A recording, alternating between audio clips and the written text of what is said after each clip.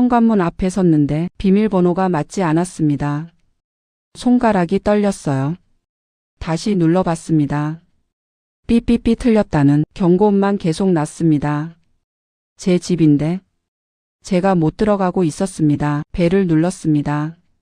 안에서 며느리 지은이 목소리가 들렸어요. 어머니 그만 누르세요. 다시 누르시면 주거침입으로 신고할 거예요. 주거침입. 내 집에 들어가는데 주거침입이라고요. 문이 조금 열리더니 아들 준호가 얼굴만 내밀었습니다. 엄마 왜 그래요? 비밀번호가 안 맞아. 바꿨어요. 왜 내 허락도 없이.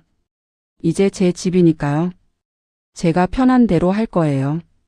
그 말이 끝나자마자 제 속에서 뭔가가 툭 끊어졌습니다.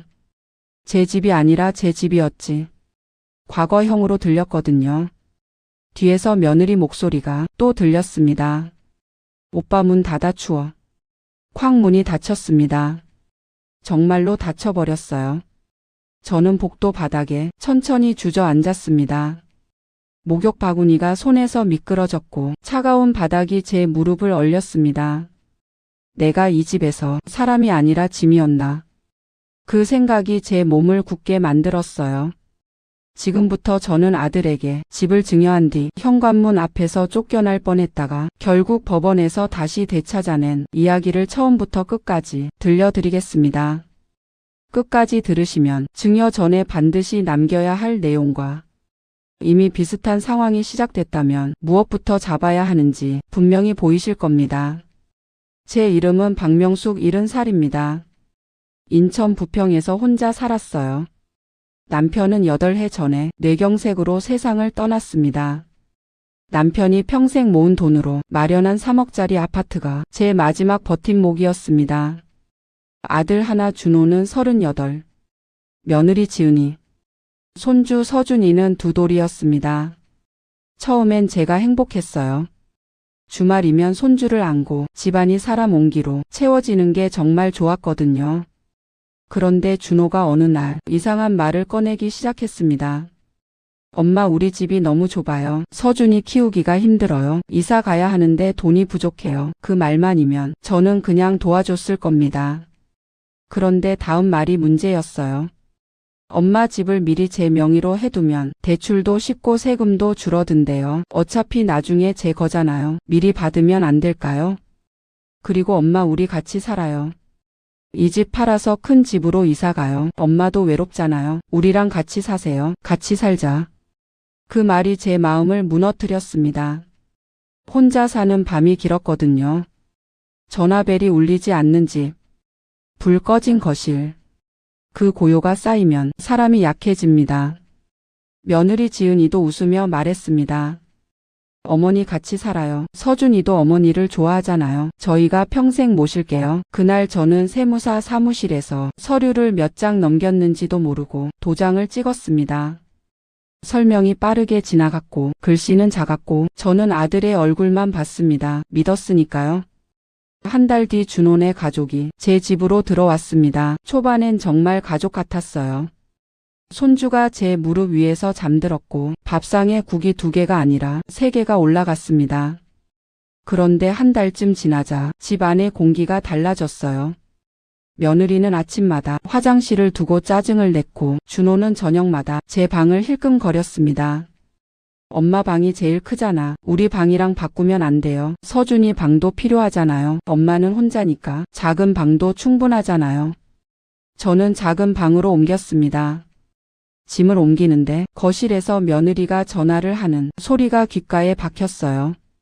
언니 우리 완전 대박 쳤어. 시어머니 집 증여받았어. 이제 이 집 우리 거야. 시어머니요 같이 산다고 했는데 언제까지 모실지는 모르겠어. 웃음소리가 들렸습니다.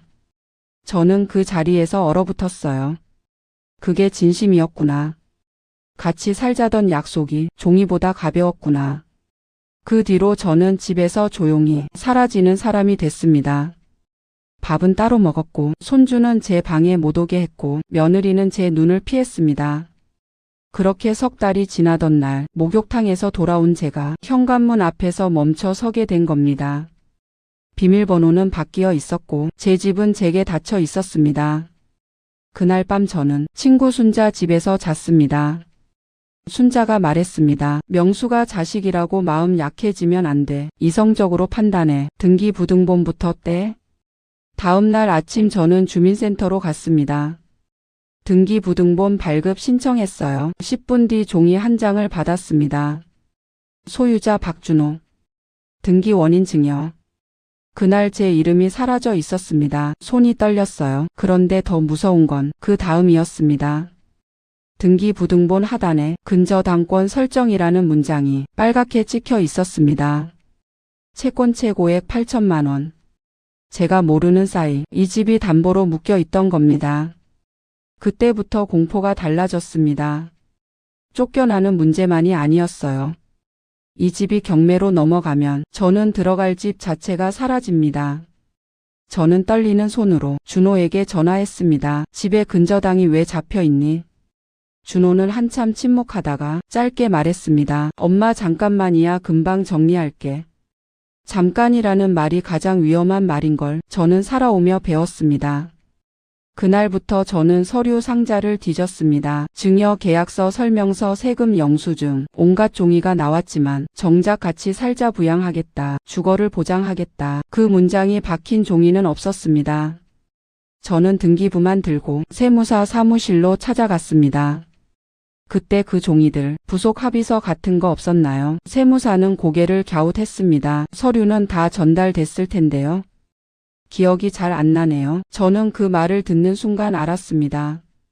누군가가 의도적으로 그 종이 한 장을 빼냈구나. 그날 밤 저는 준호와 지은이가 있는 가족 단톡방을 처음부터 끝까지 뒤졌습니다. 그리고 거기서 제가 살아날 구멍 하나를 찾았습니다. 증여하기 한 달 전 준호가 보낸 메시지였습니다. 엄마 우리랑 같이 살자. 엄마 불편한 일 없게 내가 잘할게. 그 메시지 아래 며느리 지은이도 답했습니다. 어머니 저희가 모실게요. 걱정 마세요. 그 문장이 제가 가진 유일한 안전줄이었습니다. 저는 그걸 캡처해뒀습니다. 날짜가 보이게, 상대 이름이 보이게, 한 장도 빠짐없이요. 그리고 대한법률구조공단에 전화를 걸었습니다. 상담 예약을 잡고 이틀 뒤 찾아갔어요. 상담 변호사가 등기부등본을 한참 보더니 조용히 말했습니다. 이건 단순한 가족 싸움이 아닙니다. 주거를 박탈한 행위가 핵심이고 증여 당시 약속이 있었다면 그 약속 불이행을 근거로 다툴 여지가 생깁니다. 다만 사안마다 다릅니다. 증거가 중요합니다. 그 말이 저를 깨웠습니다. 울고 끝낼 일이 아니라 정리해야 하는 일이라는 것. 우리는 바로 내용 증명을 보냈습니다. 주거를 보장하겠다는 약속 동거와 부양을 전제로 한 증여였다는 점, 비밀번호 변경으로 출입을 막은 점, 근저당 설정으로 주거가 위험해진 점, 시정하지 않으면 소송으로 가겠다는 점, 감정은 빼고 사실만 적었습니다. 며칠 뒤 준호에게 전화가 왔습니다. 엄마 왜 이렇게까지 해요? 나 회사에서 힘들어요. 저는 처음으로 아들이 눈치를 보지 않고 말했습니다. 힘든 건 지금 나야. 나는 문 앞에서 쫓겨났고 내 집은 담보로 묶였고 내가 집을 잃을 수도 있어. 이게 어떻게 작은 일이니? 준호는 한참을 말이 없었습니다. 그 뒤에 며느리 지은이가 제게 전화를 했습니다. 어머니 이렇게 하면 서준이도 상처받아요. 저는 그 말에 흔들릴 뻔했습니다. 손주 얼굴이 떠올랐거든요. 그런데 바로 다음 순간 현관문이 제게 닫히던 장면이 또렷하게 떠올랐습니다. 저는 단단하게 말했습니다. 상처받게 만든 건 내가 아니야. 문을 닫은 것도 내가 아니고 약속을 깨트린 것도 내가 아니야. 소송으로 갔습니다. 소송을 시작한 지 5달이 지났습니다. 그 사이 집은 경매 직전까지 갔었어요. 채권자가 독촉하고 있었거든요. 법원 변론 준비 기일에 상대는 이런 말을 했습니다. 원고가 먼저 불편하게 해서 같이 살기 어려웠다. 원고가 나가겠다고 했다. 그 말이 나오는 순간 저는 심장이 덜컥 내려앉았습니다. 제가 모르는 사이 제가 나가겠다고 한 사람으로 만들어버릴 수도 있겠구나. 그때 판사가 물었습니다. 증여 당시 동거와 부양 약속이 있었습니까? 준호 쪽 변호사는 형식적인 말이었다고 했습니다. 판사가 제 변호사가 제출한 증거를 받습니다. 캡처한 메시지, 평생 편하게 모시겠다는 문장, 내용 증명, 비밀번호 변경 이후의 통화 기록, 그리고 근저당이 찍힌 등기부등본. 판사는 한 문장으로 정리했습니다. 약속은 말이 아니라 남겨진 기록으로 판단합니다. 그날 법정을 나와 복도에서 준호가 저를 불렀습니다. 엄마. 저는 돌아보지 않았습니다. 한 달 뒤 조정이 열렸습니다. 상대는 돈으로 끝내자고 했고 집은 그대로 자기 명의로 두자고 했습니다. 저는 그 제안을 거절했습니다. 아들 명의의 집에서 저는 다시 숨을 죽이며 살게 될 겁니다. 그건 집을 되찾는 게 아니라 감옥으로 돌아가는 겁니다. 조정이 결렬됐고 2달 뒤 선고 기일이 왔습니다. 판사가 판결문을 읽었어요. 증여 당시 전제가 된 약속, 주거를 보장하겠다는 내용, 그 약속을 깨고 출입을 막은 점, 근저당 설정으로 주거가 위태로워진 점, 그 모든 사정을 종합해 부양 조건 불이행이 명백하므로 증여 해제를 인정한다는 취지였습니다. 소유권 이전 등기 말소 원상 회복. 등기가 제 이름으로 돌아왔습니다. 그날 집으로 돌아오는데 현관문 앞에서 저는 한참을 서 있었습니다. 이번엔 비밀번호가 맞았습니다. 문이 열렸습니다. 그런데 이상하게 기쁨보다 먼저 눈물이 났어요. 내가 내 집 문을 여는데 왜 이렇게 오래 걸렸을까? 그 허무함이 밀려왔습니다. 준호네 가족은 이사를 나갔고 집은 조용해졌습니다. 외롭지 않다면 거짓말입니다. 손주가 보고 싶을 때도 있습니다. 그래도 저는 후회하지 않습니다. 제가 지킨 건 집 한 채가 아니라 제 삶의 마지막 자리였으니까요. 그리고 깨달았습니다. 문 닫혔던 그날에 제가 지금보다 훨씬 더 외로웠다는 걸요. 지금 자녀에게 재산을 증여할까 고민하시는 분이 있다면 제 이야기를 꼭 기억해 주세요. 첫째, 급하다는 말에 서류를 함부로 넘기지 마세요. 둘째, 함께 살자, 모시고 살겠다, 주거를 보장하겠다 같은 약속은 반드시 문자나 메시지로 남기세요. 말로만 하는 약속은 나중에 없던 일이 됩니다. 셋째, 증여 후에도 등기부등본은 정기적으로 확인하세요.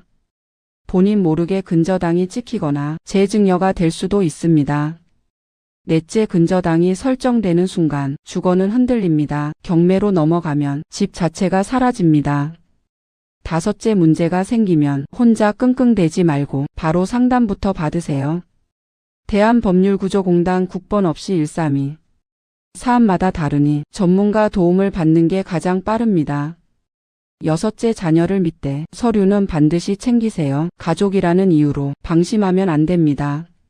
일곱째, 만약 지금 비슷한 상황이라면 증여 당시 주고받은 메시지부터 찾아보세요. 그게 유일한 안전줄이 될 수 있습니다.